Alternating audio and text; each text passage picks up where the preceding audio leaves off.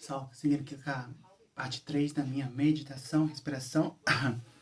Parte 2 deu errado, aprendizado, né?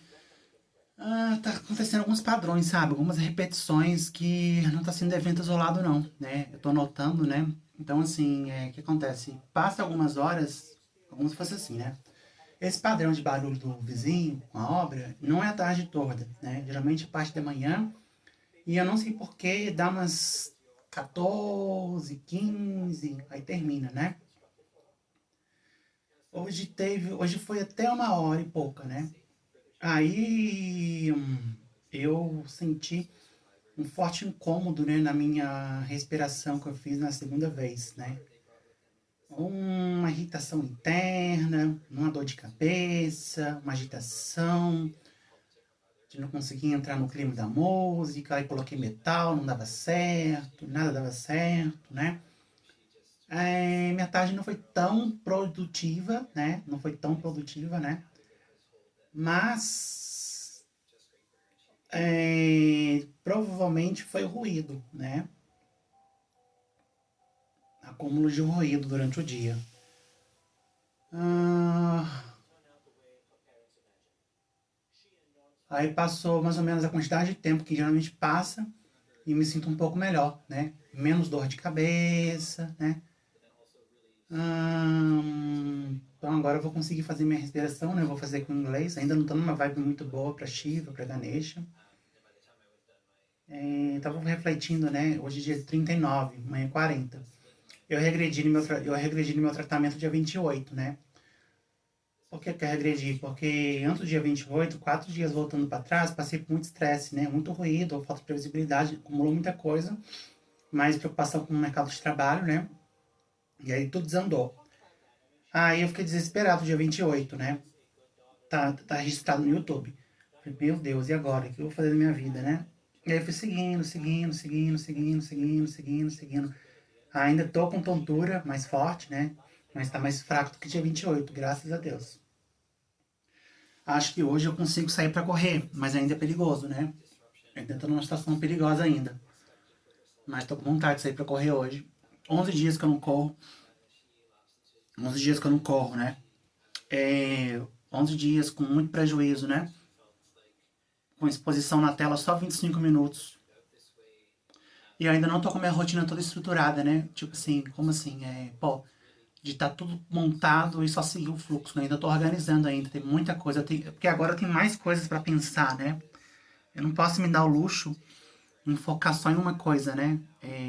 Minha prioridade é a questão de trabalho, de renda, né? Então eu não posso me dar o luxo de focar só numa coisa, cientista de dados. Eu não tenho controle do mercado, não tenho controle com, com a pessoa que vai me entrevistar, né? Se a pessoa vai confiar em mim, vai gostar de mim, né? Então, assim, eu não consigo controlar essas variáveis, né? Eu já tenho 30, já tenho, né, uma idade avançada, né? Não tenho 20 e poucos anos, né? Então, assim,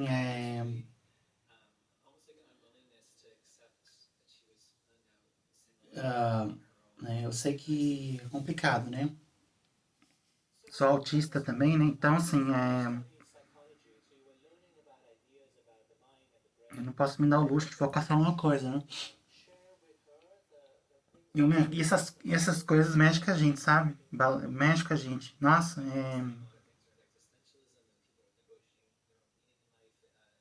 foda, não é fácil.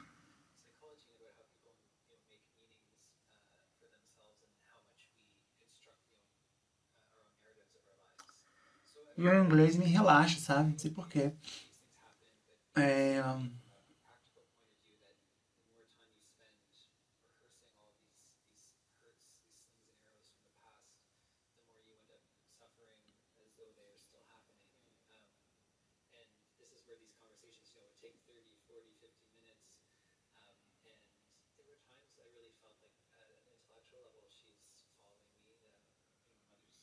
Aí depois que meu cronograma tiver todo montado, né?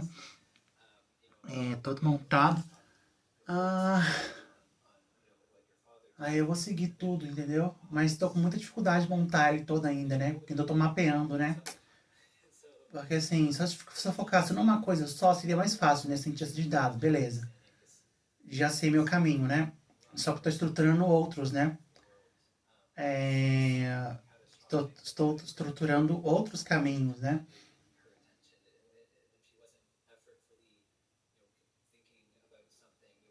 Estou estruturando outros caminhos.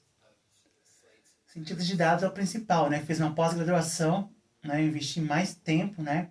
Dedicação é onde eu tenho mais conhecimento, né? Para agregar valor. É onde eu me destaco, onde tem meu LinkedIn todo específico para isso, né? Aí beleza, né? Aí eu tô pensando em outras possibilidades, né?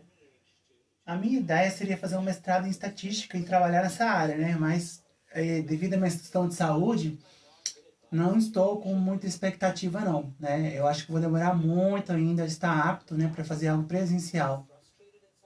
Ah, é complicado.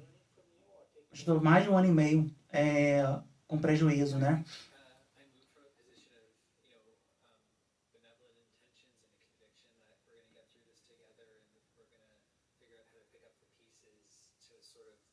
Porque a minha estratégia é essa, né? Entrar no mercado de trabalho e aí eu preciso pensar, estruturar com muita calma. Aí eu preciso pensar se eu vou ficar mais tempo aqui, né? Na casa do meu pai, caso afirmativo eu vou conversar com ele, para deixar mais previsível ainda a rotina. Eu vou comprar um abafador mais forte. Caso afirmativo, na hora de trabalho, eu vou pedir para não ligar a música, né? Mas provavelmente eu vou mudar, né? De casa, né? Assim que eu conseguir um trabalho, aí eu tenho que pensar o que eu vou fazer, né? Eu tenho que alinhar isso, pensar, né? Se eu mudo para cá mesmo, ou se eu mudo de cidade, né? Então, assim, dá uma ansiedade, né? Dá um frio na barriga, né? São várias questões aí que eu tenho que estar pensando, né? O que eu vou fazer, né? Dá uma ansiedade,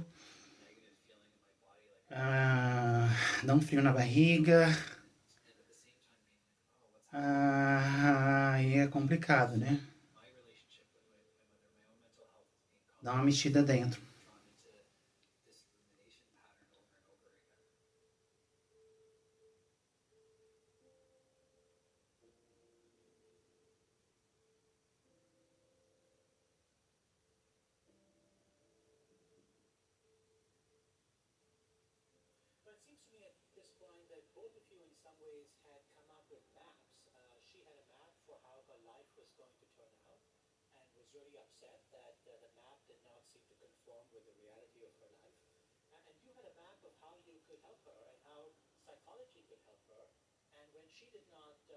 Provavelmente eu vou tentar seguir aqui mais tempo aqui, né?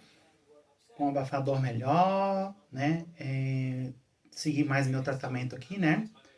E arrumar uma estratégia de me regular mais, né? E não me sobrecarregar tanto com os barulhos, né? Que eu não consigo controlar, né? Do, do ambiente fora, né? Provavelmente vou ter que seguir essa estratégia, né? Porque, por exemplo, imagina se eu estivesse trabalhando 8 horas, né? Hoje eu já ia render menos, né? Na parte da tarde. Então tem que começar a usar o autoconhecimento, né? Me observar e tomar decisões, né? Que pode me ajudar, né? A viver melhor, né? E, enfim, não ser tanto impactado, né?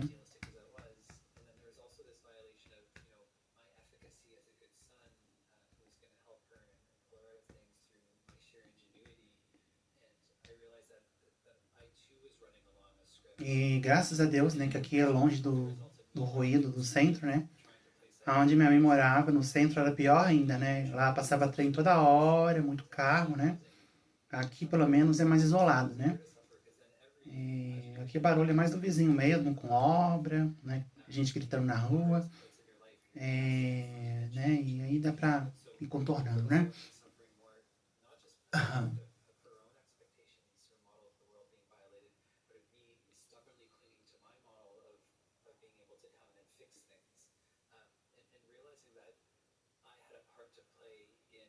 Ai, vamos que vamos, tô um pouco cansado, mas vamos lá, vamos respirar, né?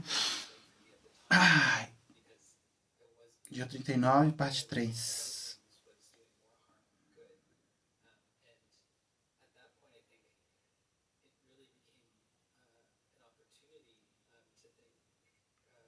E assim, toda vez que tem ruído, né, tem coisas assim, aí dá mais ansiedade ainda, sabe? Porque você fica mais ansioso. Poxa, eu preciso sair, precisa ir para um lugar muito longe, afastado, você começa a ficar em desespero, né? Mas tem que manter a calma, manter a calma, manter a calma. Né? Uma estratégia para não sobrecarregar muito, né? E ter paciência, assim mesmo. Faz parte. Paciência. Paciência.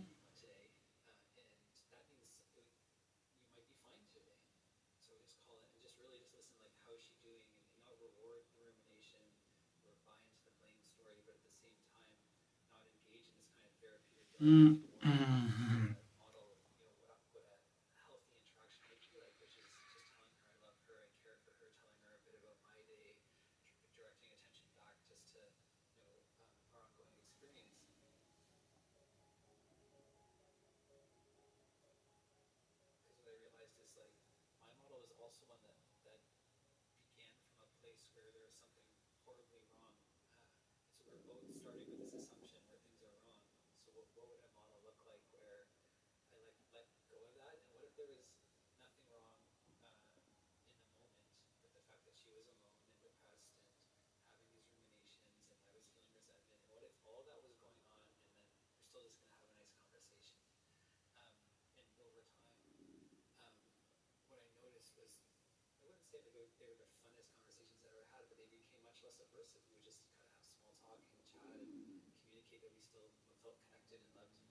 Ai, minha barriga tá estranha, fazendo uns barulhinhos estranhos. Vamos lá então, focar na respiração. Sempre tô demorando a respirar, né? Tô com preguiça. Ah, vamos que vamos.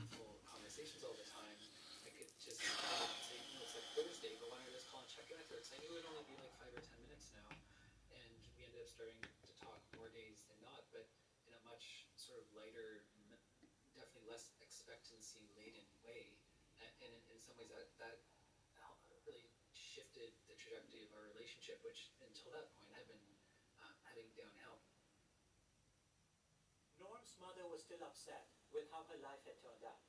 She was still stuck on the past. Norm was upset.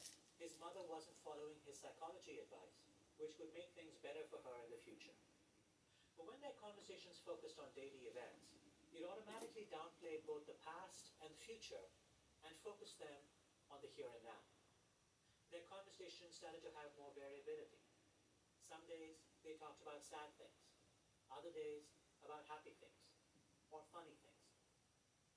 Because she was so isolated, like our social interactions really were contributing a huge amount of the interpersonal quality to her day. So if those interactions were stressful, her day was going to be stressful.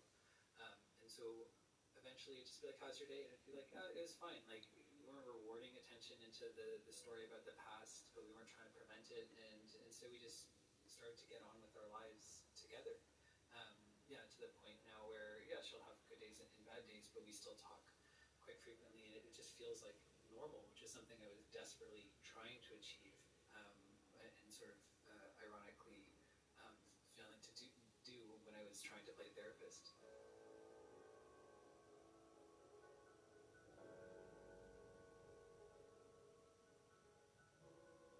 The maps we use to navigate through life are enormously useful. Sometimes, however, they can lead us astray. When we come back, the curious brain science of how our minds come up with maps and what happens when reality tells us that those maps are wrong. You're listening to Hidden Brain. I'm Shankar Vedantam.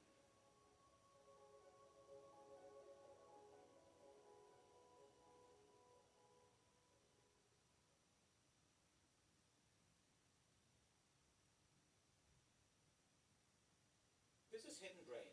I'm Shankar Vedantam. As we move through the world, it's easy to imagine we are processing everything that happens around us and then deciding how to respond. But it turns out this would be incredibly complex and time-consuming to do. Our brains are designed to save energy, not waste it. At the University of Toronto, psychologist and neuroscientist Norman Farr studies how our brains efficiently navigate the world by coming up with maps. So, Norm, let's say I'm commuting to work every day. I drive or I take public transport. The first day I do this, it's normal. The third day, it becomes familiar. By the 10th day, it's a routine. At a conceptual level, can you talk about what happens in my mind as my commute goes from being new and strange to familiar and commonplace? Sure. One of the main things that our brains have evolved to do, which is to take any sort of pattern in our reality and automate that process. So yeah, that first time you're driving, the problem you're trying to deal with is, okay, I'm going somewhere new, where do I have to turn? What's traffic like? But once the route becomes familiar and you're like, oh yeah, when I see the green bush over there, it's getting time to slow down and turn right. Before you know it, you're doing it without even thinking. And of course, this is all not limited just to physical navigation. Your first day at work is nothing like your 264th day at work. So our maps are not just about physical terrain, they're about what we do.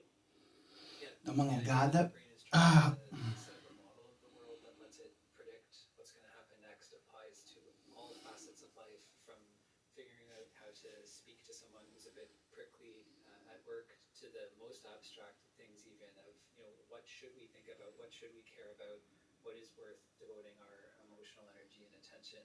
All of these decisions become automated over time so that any leftover resources can be used to deal with the unexpected.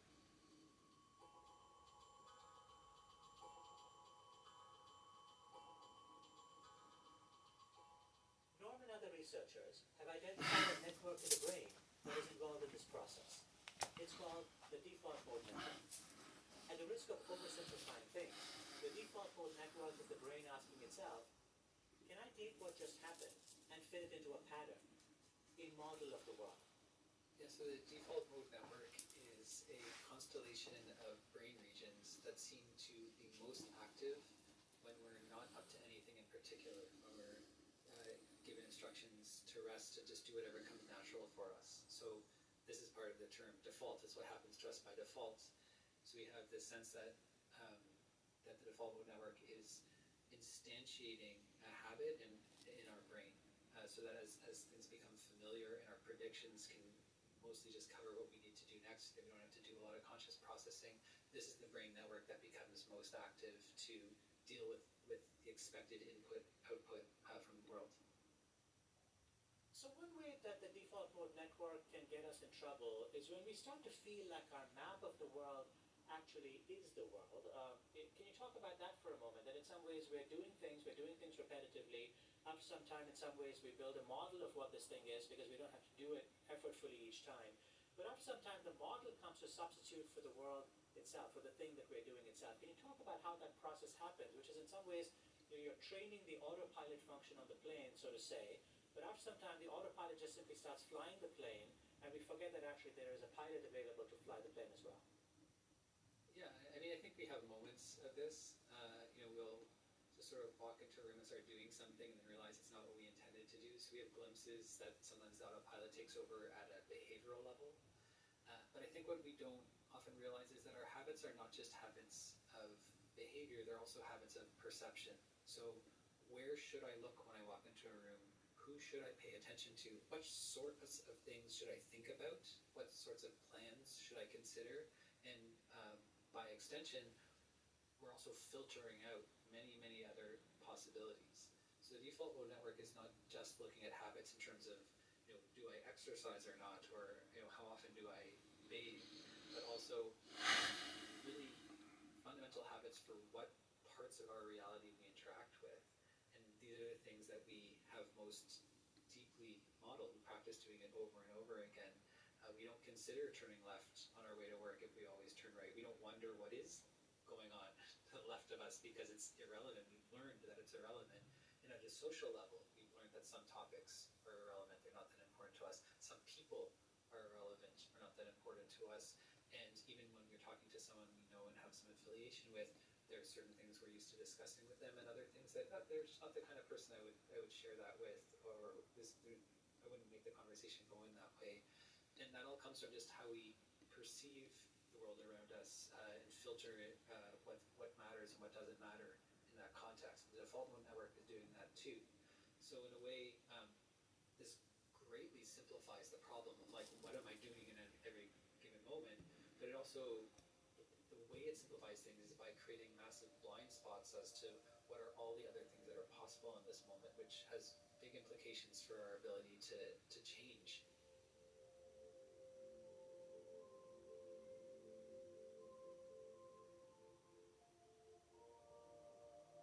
I'm thinking about the story you told me about your mom.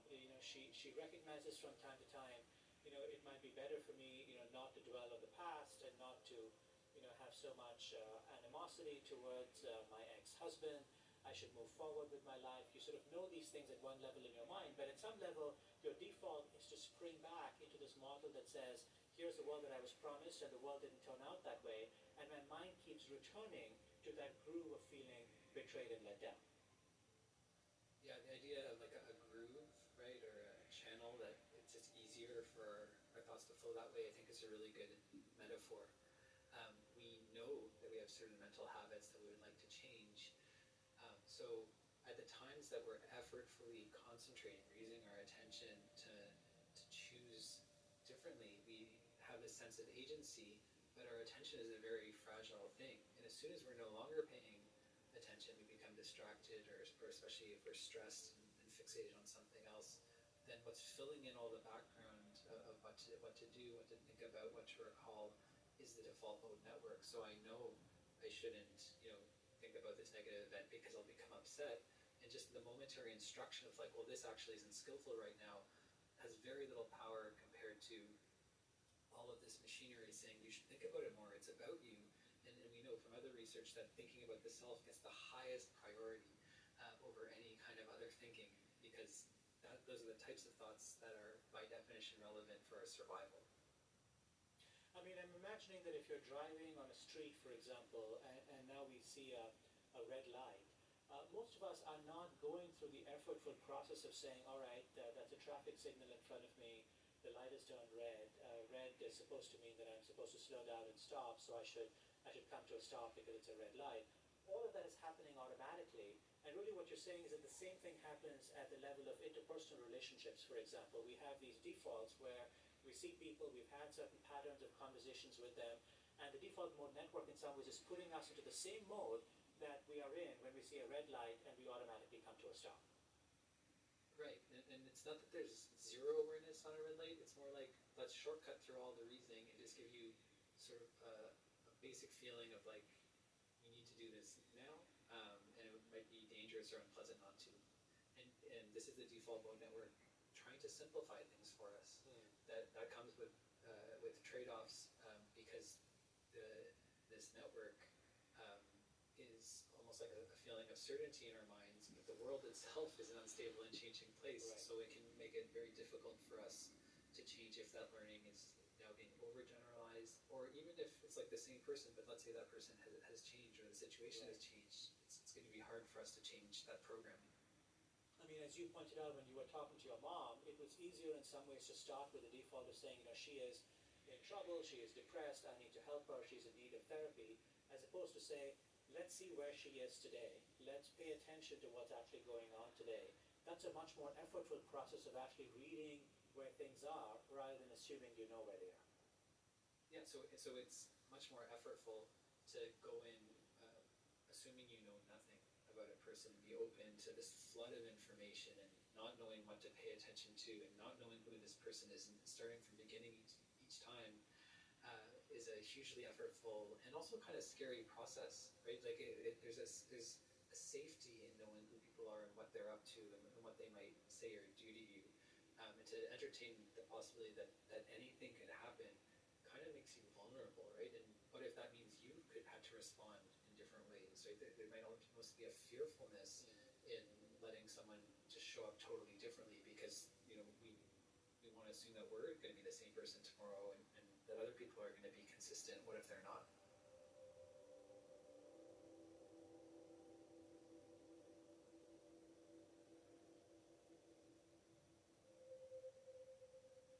So you've conducted a number of neuroimaging studies of people who have experienced or are currently experiencing depression. You put them in the fMRI scanner in your lab so you can see what's going on in their brains. In one study, you put people in this brain scanner and you asked them to watch very sad film clips. What were these clips and what did you find? so in order to be a good prediction machine, the name of the game for the brain is to associate whatever's happening in your momentary experience with other past events so that you can contextualize and interpret those events. And this is why we think we see the default mode network activating, lighting up in the scanner when people are exposed to sadness. Is they see something happening. We show themes of loss. We show clips from terms of endearment. A mother saying goodbye to her kids because she has terminal cancer, for instance. And the brain is sort of saying, "Oh, okay, I'm getting this interpersonal interaction happening. Well, what's happening here? A mother is sick and she's having to say goodbye to her kids," and we immediately relate that to our own experiences of loss, of having to say goodbye to loved ones, of the fragility of life, our own severed relationships, and this helps us go from just seeing like pixels moving around on a screen to really feeling like immersed in a story. This is why we enjoy stories so much, because they aren't just about the protagonist in the story; they're about us. And that's the default mode network kind of filling in, like, wow, like look at how richly this particular stimulus, this particular event or experience is actually many other experiences or a prototype of many other experiences that have happened in our own lives. It's a ubiquitous kind of response to try to think about, how can I make sense of this experience in terms of what I already know about myself and the world. Now, you did find a difference between people who are prone to depression and people who are not showing signs of depression, but it wasn't in the default mode network, but in another region of the brain. What did you find? Yeah, so this really surprised us that the default mode network wasn't driving our prediction of who is depressed and who wasn't. We thought, of course, people who are depressed are so sucked into their negative life stories that this is causing depression, and it just wasn't. I had to sort of open up my own set of expectations, my map for what was going to happen, and say, okay, well, if I'm going to make something out of this study that tells us something about depression, maybe I should look for what else is happening in the brain. When I started now looking at what parts of the brain were deactivating, we actually saw less activity during sad films compared to neutral films. We saw that it was the parts of our brain that represent what's happening in our bodies that tend to be turning off. So there's parts of the brain that we know across almost every person represents what's happening on the surface of your body. We know that there's parts of the brain that represent the internal feeling state of the body. And it was these regions that were deactivating in response to the sad film clips. And what really convinced me that there was a story here, because this is not how I think even the general scientific community would think of depression, vulnerability. It's still thought of as being the triggering of threat signals that then trigger you into your defensive habits.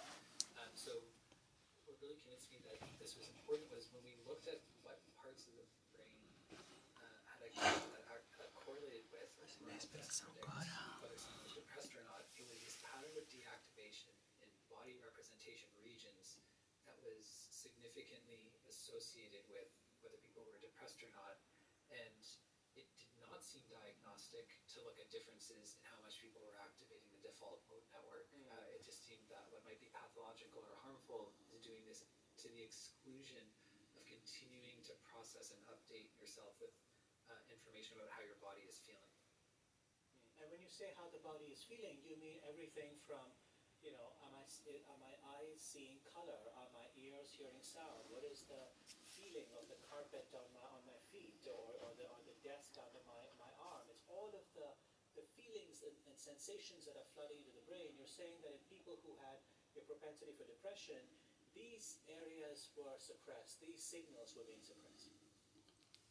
Right. The most pronounced places that were associated with depression were specifically the regions for what am I feeling in my body right now. So as you know, how do I feel lying here in the scanner? Am I hot or cold right now? Do I feel sensations like in my gut? Does my heart ache? My throat feel constricted? And if you think about our strong emotional responses, we feel it a lot of times in your chest and in your gut. And if this signal is being suppressed while you're thinking about your sadness, it's that kind of Esse tipo de coisa me ajuda muito, sabe? Dá um relaxamento. It's not at all what we expected. De apertar, né? Apertar bem forte. It's almost at that point like you have a brain without a body. Your brain is full of its own thoughts, its own activity, its own self-perception, but it's not paying attention to signals coming in from the body. That's right. In the case of depression vulnerability, what's happening is people are saying, well, I want to protect myself from these negative feelings. They feel bad or threatening, they're just icky. And so I'm going to just, for now, I'm going to pause taking in new information just while my brain thinks about this model of me being sad. And meanwhile, the default mode network is saying, I'm just going to keep thinking about all the reasons, I should feel sad right now and I've felt sad in the past, and link all this information together until I get interrupted by new information. So you have this kind of recipe for turning on the sadness machine and then locking all the doors for other visitors that might interrupt sadness. So there's this ironic perpetuation of our sadness by conceptualizing it and cutting out the sensory aspects of it. The default mode network is not in the business of changing unless it has to integrate new information, and now we're not letting it integrate new information.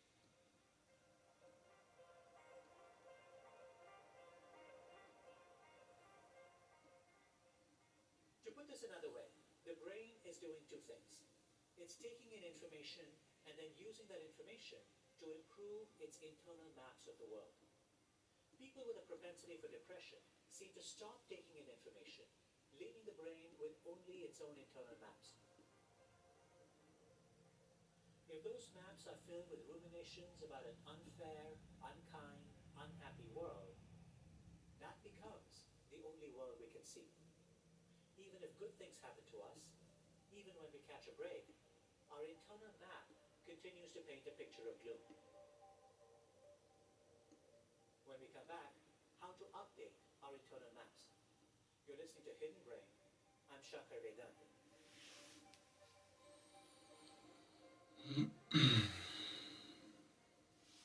Então, senti um relaxamento muito bom. Não sei porquê, dá certo, né? Com essa estratégia de apertar bem, né? Não sei, aqui também, né? Não compreendo muito bem, mas enfim.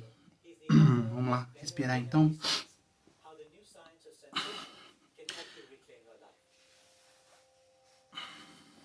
Psychology talks a lot about the differences between the left brain and the right brain. But more important might be between the front of the brain and the back of the brain. The front of the brain is where a lot of our map making happens. The back of the brain is mostly where the brain picks up information from our senses. Among people with a propensity for depression, Norm says the map making part of the brain is very active, while the part that processes sensory information is shut down.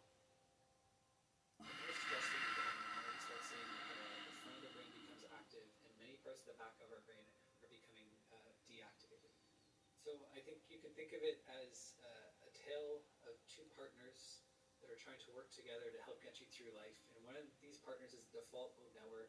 It really uses a lot of the mental machinery that makes us more use that model to efficiently get through life. But this other partner is the sensory parts of our brain that are still open to the fact that the world is changing, right? It's almost like this force of chaos, and we need to have chaos because the world is changing, and our models are going invariably to be wrong if they do not adapt to change. And so what seems to be happening when people become stressed, or you feel like you're stuck in a rut, or you wonder why you keep doing the same things or having the same interactions play out the same way, it seems to be the case that the part of our brain, which we think is driven by default mode network activity, has become too dominant.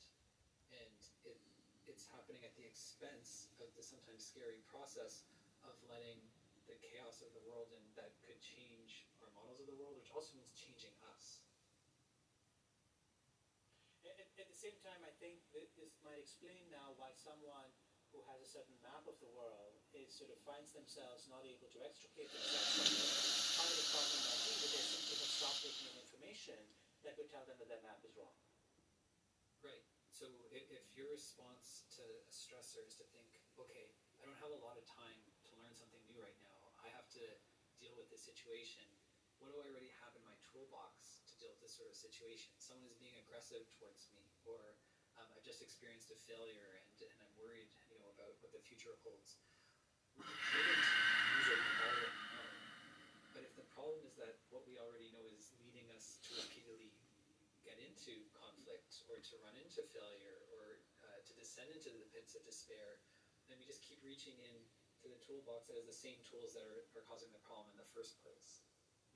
I'm also imagining, let's say you have a fight with someone who is close to you, and the fight is very painful, and you're flooded with all kinds of sensations, your cortisol levels are elevated.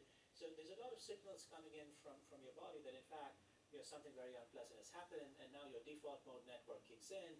You're telling yourself a story about how this fight came to be and what your relationship is like with this other person. You have now the elaboration of the map. You have a map of the fight in addition to the fight. I think what you're saying is that 2 hours after the fight is over, the body has stopped sending you signals that a terrible fight has happened. The body has gone back to baseline, but the story of the fight, the map of the fight, continues in our heads. And for some people, that map becomes so powerful that the fight now persists, and now it has a life that basically is lasting a week, a year, a decade, when the bodily sensations of that fight, in fact, have dissipated in a couple of hours. That's exactly right. And then the insidious thing is that because you're telling the story, even after the body's calmed down, your body doesn't know the difference between you telling the story about the fight or the fight, so it thinks the fight's happening again. So you do actually get more cortisol and more stress hormones released into the body as you hold on to this over and over again. And so, yeah, it's really this irony that it makes sense that we want to get away from feeling bad. We want to move things into a kind of conceptual realm where we can manipulate them and think about it in terms of a story, and it's less energy intensive and all these things. So it makes sense that we do this, but then before we know it, exactly as you said, now we have this model of the fight that we can carry with us wherever we go. And that's what happens in real life. Someone says something at work, and then your body kind of calms down, and then driving home you think about it again, and the body reacts. And then you go home, you tell your loved one about it, and so now it's happened again. And then you call your friend, and you say, do you know what this person said to me? And it happens again and again and again. So we are like inflicting the fight over and over again, even though it was only like 2 or 3 minutes of our day.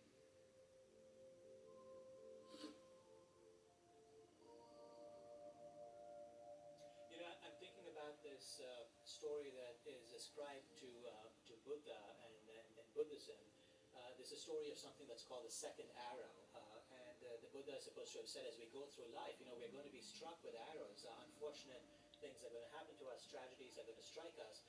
But what we shouldn't do is we shouldn't take a second arrow and plunge it into the site of the first injury. And really what you've just described, you have the fight at work, but then you're reliving that fight now 20 times. And each of those 20 times, you're plunging a new arrow into the site of the old wound. I think there's a really nice parallel there. It's these stories we tell ourselves about the negative events that are like the second arrows potentially, if the stories we tell are negative or disempowering. And of course, we learn what stories to tell to interpret events very early on in life through the modeling of the people around us.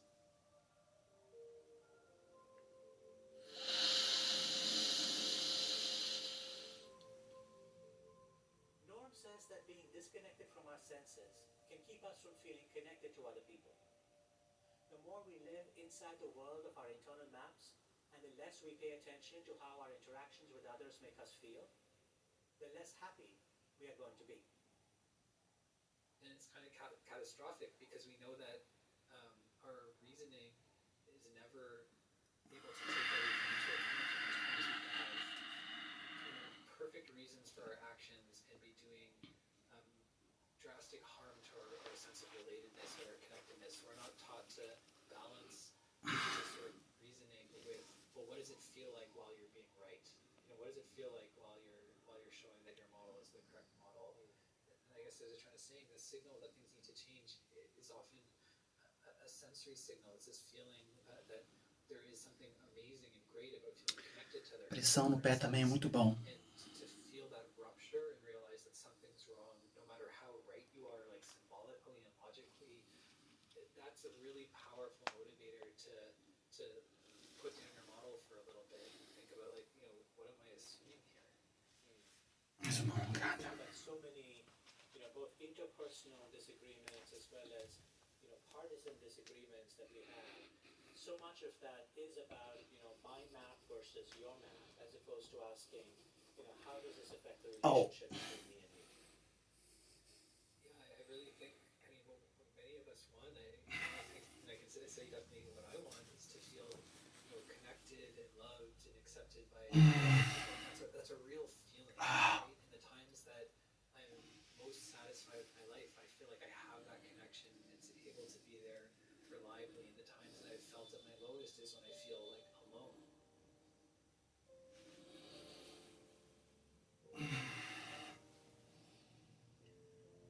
Not to be too melodramatic, like Shankar we just met, but I can feel a connection right now as we speak, and that's motivating me to open up more and share more, and it's meaningful. And I just feel like we don't even have a great vocabulary for that.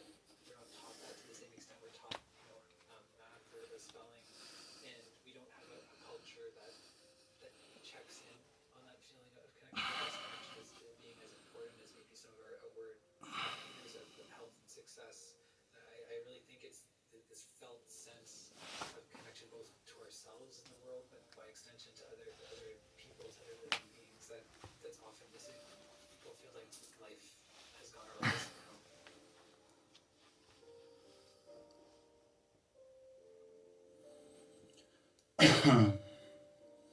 The solution, Norm says, is to deliberately and consistently reconnect with the world of the senses, to feel, to hear, to see.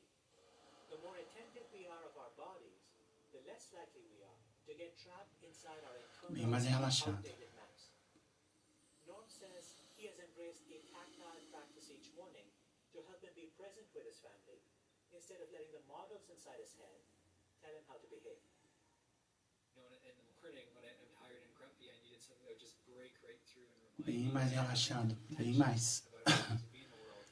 So what I learned to do is associate the feeling of cold tiles on my bathroom floor touching my feet with a reminder that I can be intentional about my relationships. And I've used that especially in times I felt really like calcified in my relationships. If I'm stuck in a pattern where I'm getting, into quarrels with my kids, for instance, then I would use touching those tiles in the morning as a way to remember, like, today's a new day. It's a chance to look at things differently. Like, can you stay open right now? I understand that there was a morning recently when you and your kids were running behind schedule and you felt yourself getting increasingly angry.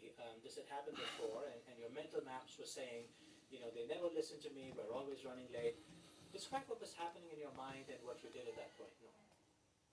Yeah, so I pride myself on being an engaged parent, and I want my kids to learn about punctuality, and I have a model that, like, I should be able to get them to school on time. And I would find that, the harder I pushed them to get ready, the more they would kind of flop around and be playful, and bicker with each other. And I would just be losing my mind. Like, I would feel like this rage building up, this frustration of like, why won't you do this basic thing for me? Like, don't you even care about me? And at the same time, I have a meta rage about like, but I'm studying mindfulness and I'm supposed to be open to these things, and just like let the feeling go. And so I notice like, okay, I'm just gonna notice my rage, and then like 3 seconds later, it'd be like, get your like friggin' shoes on, right? Like, so just like attending to the rage and being open to the feeling of anger actually wasn't just gonna take care of this problem. What I needed to do was actually be more exploratory. And I remember like looking at my kids and like, they don't care about this thing. They just want to play. And I was like, well, what's it like to like feel like you want to play? And feeling this kind of warmth and like this sparkle again of like, instead of rejection of them, like sort of othering them as like people who are thwarting my plans, like feeling like, well, I want to be connected to them. I want to play too, but we also have to get to school. And then realizing like, well, then really what I just need to do is get them out the door with this kind of feeling of connection and playfulness. Like, how could I do that? Well, I bet you if like a big scary monster showed up and was starting to tickle them, they would be really motivated to get out the door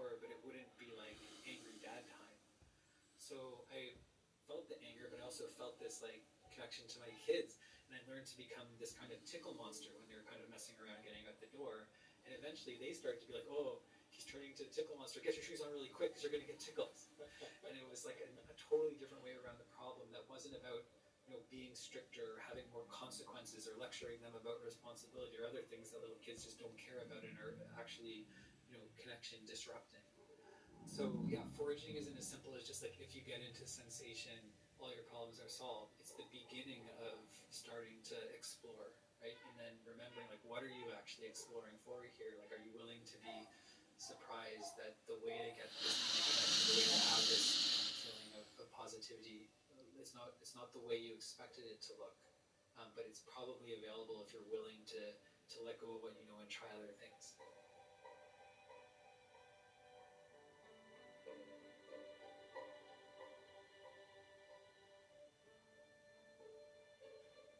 There's another way of describing what Norm was doing at that moment.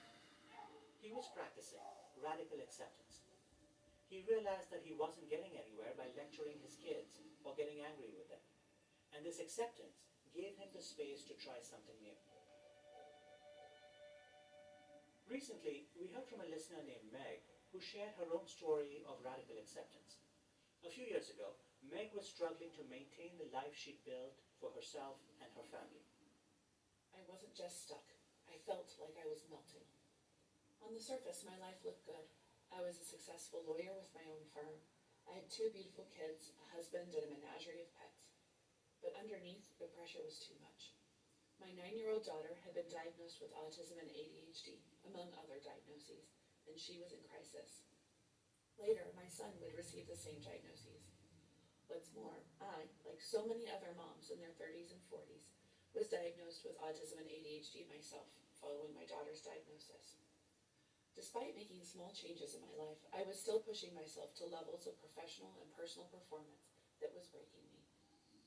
Meg didn't know how much longer she could cope with the pressure she was under, and she didn't know how to make things better. Eventually, though, she accepted that something had to give. I realized that my family's brains really are fundamentally different, and that we cannot function in the way that society may expect. Once I accepted that my life was not going to be the way that I planned, everything changed for the better. My children and I are now all thriving. They are in a specialized school for twice exceptional learners. My husband and I shifted our parenting when we realized that having extraordinary children requires strategies that are extraordinary. I closed my law firm and joined another amazing firm that accepts me for who I am and where I can focus on the work I love. It has even led me to what I believe is my purpose in life, using my communication skills to help others better understand and support neurodivergent families in the legal system. Without the radical acceptance that my family and I are fundamentally different, we would still be in crisis, and we would not have found our way to live deeply meaningful and fulfilling lives.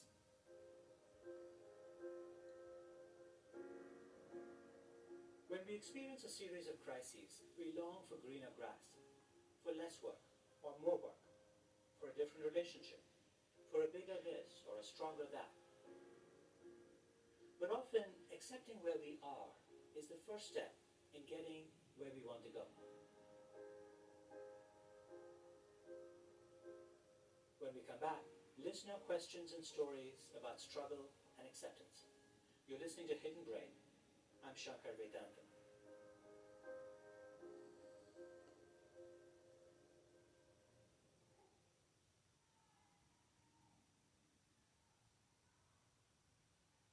This is Hidden Brain. I'm Shankar Vedanta. When we imagine our future lives, we typically ask ourselves, where do I want to go? Often, that dream of the future involves frustration with the present. We feel we're not where we deserve to be in our career or our relationship. We feel wrong.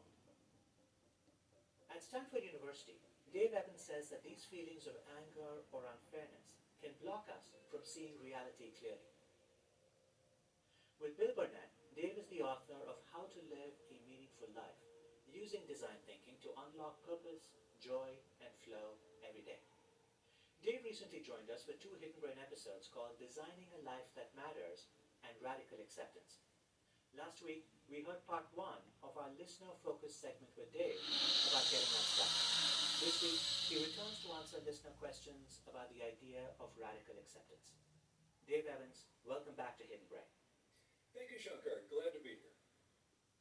Dave, you spent time as a technologist before you became a design thinker at Stanford University. And both in the world of technology as well as in the world of helping people design their lives, you say that we need to deeply understand what's going on around us before we can change anything.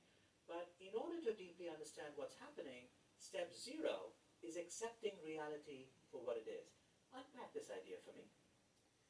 Well, we've been teaching design thinking at Stanford since 1963. That's where actually originally called human-centered design, HCD, was in fact begun. It's been around a long time. And the steps are empathy, deeply understand what you're looking at and what you're in the midst of, then define what problem you're going to actually solve because you understand the situation well enough to pick a good problem, then have ideas, then prototype those ideas, then finally test your result before you let it out into the world and off you go. So those are the steps. And we noticed that empathy, deeply understand the situation first and foremost, is great, but you have to enter that process willingly. So step 0 is accepting the reality is in fact the way it currently is. I have to have that acceptance in hand so that when I'm looking at my reality, trying to understand what's going on in my family or what's going on in this company, or, my soon-to-be daughter-in-law was in a company that had a 40% layoff a couple of weeks ago because of AI. Like, okay, do I accept those realities? Am I willing to see things as they are? That enables me to actually be more objective, see more deeply into the situation, and that seeing deeply into the situation is what's going to free me, to empower me to design the best possible thing. So acceptance precedes everything. Talk about why this radical acceptance is so difficult to achieve. But what are the internal processes, the thoughts, the emotions that get in the way of us being able to accept where we actually are? That's a big and complex question, and let me oversimplify it. So it's really all about being too goal-oriented. We long for a certain outcome. We have a goal. We have something in mind, and we're trying to pursue it. And we have a plan for how we're going to accomplish pursuing that goal. And in order for that plan to work, reality is supposed to comply. And then reality goes off script. And we have to change. And maybe we even have to change what our objective is going to be because that's not going to work out as originally intended. And we feel like it's so disappointing. We may even feel that it's immoral to let go of our goal or to see things a different way. Like, I'm committed. I promised myself I was going to do this. I'm not going to give up. And so somehow we get so stuck on the version of reality that was required for us to get where we're trying to go. Pensando aqui que tem muita vontade de aprender outro idioma, sabe? Mas primeiro eu preciso organizar minha vida profissional, né? A estrutura. E espiritualidade eu quero muito na minha vida, né? Respiração. Idiomas. Several listeners who struggle to embrace the reality of their own lives. Listener Fernanda is from Brazil, and she works as a filmmaker and an actress. And her dream was to win an Academy Award. She put everything into achieving that dream. I put everything aside. My family, like my grandfather died, and I couldn't come to the funeral. Like my nephew grew up and is now 20 years old and he barely knows me. And so I put aside my life for this one goal of winning this Oscar, right? One day. And that was the meaning of my life, right? And so when it all crumbled because my health gave out and I got into a deep depression and the industry is crumbling and so there's no work, nobody can do anything. I'm not the only one crumbling, but I feel like my fall was higher because I am 44 now and I have no family, no kids, nothing to show for really, like financially. And I come back to my hometown in Brazil with my tail between my legs and I'm Uau, like, impressionante em inglês. was all of that for? And this is very much in line with what this author was saying, and I loved the podcast, and I want to live a radical acceptance life with this idea of designing a new life now where I'm in a different city, in a different country, different culture, and having to relearn how to live, really. I really feel for Fernanda, Dave?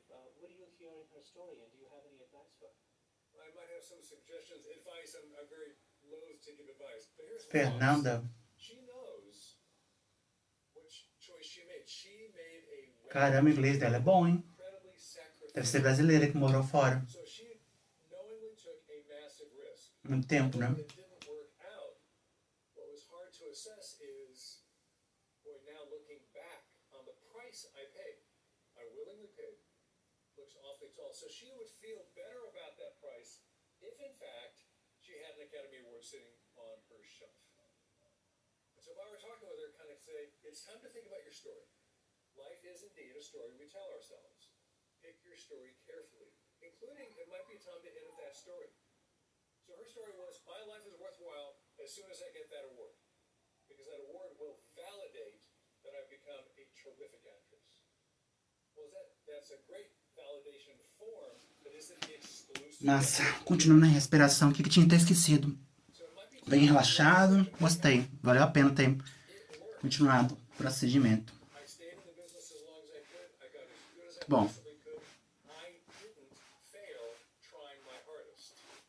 It didn't generate that award, but I became the actress I could be. And now I get to decide life has invited me to go do something else. Acabei exagerando um pouquinho no tempo, né? Tá bom, tá precisando. Of my life. It's just facts of my life. What relationship with my nephew could I start? Bem relaxado. What other things could I do if I don't have the intimacy of a family? What are other forms of intimacy that I can start designing now? Chosen families, by the way, often become more intimate than given families. I've got both chosen and given family, and I have more refrigerator art on my refrigerator from my 2 chosen granddaughters than my 9 other real grandkids combined. So she's got some choices in front of her, and acceptance is where it starts. Here's another story from a listener who's having trouble with acceptance. Nat is a trans man in his mid-40s and has had a good life for the most part. In a note, Nat says, I own my home, have a job I love, I have great friends and family and full acceptance from everyone in my life, an amazing dog. I'm currently single, but I've had loving relationships and I'm currently working to improve my health and feel better than I have in a long time. Yet, I still have a hard time accepting the fact that I was not born male and that I'll always be kind of a man. I'm more